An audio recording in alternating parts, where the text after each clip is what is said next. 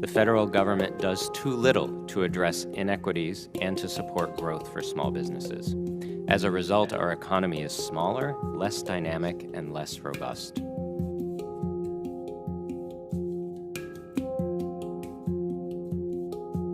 The two most consequential times in the life cycle of a small business is in its nascency and when it outgrows its initial source of financing.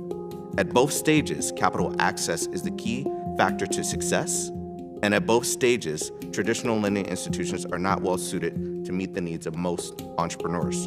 Community banks are key to the small business ecosystem. They provide critical funding to entrepreneurs and offer more guidance and support in ways larger banks do not.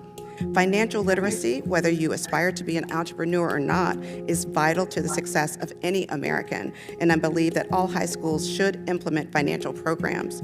It is often our smallest of small businesses that have the least access to the information and the technical assistance that they may need to grow. We need to bolster technical assistance. We need it to be higher quality. We need it to be accessible in hours and timing that makes sense for business owners to use at their own pacing. And we need it to be highly skilled. Can you elaborate on the need for investments in childcare for small business owners, including childcare providers, and how the federal government can support them? Childcare is a critical tool to unlocking employees to be able to go to work, and also for business owners who are working. And so there are important policies that we can undertake as a country to facilitate work, both for employees and for entrepreneurs. American small business creation is one of the most powerful economic forces in the world. In no other country it's as easy and rewarding to pursue entrepreneurship as here. Americans have an unparalleled privilege to improve our living standards through entrepreneurship, which provides employment opportunities and enormous value to our communities. I thank you, and I'm really glad you're here because I think you exemplify what most of us want, which is we want the kind of entrepreneurial spirit that you've demonstrated in your successful restaurant, but when times are tough, we want you to get a little bit of help. Thankfully, there is broad bipartisan support for small businesses in the United States, but oftentimes we see that we don't treat all small businesses equally. We have to admit that there are inherent biases in the way that lending is occurring in this country. Entrepreneurship has long been the most effective means for narrowing the racial wealth gap and represents another path for narrowing the gender pay gap, both for women founders and employees. Entrepreneurship is also the key source of job growth. Businesses that are less than 5 years old create nearly all net new jobs in the American economy.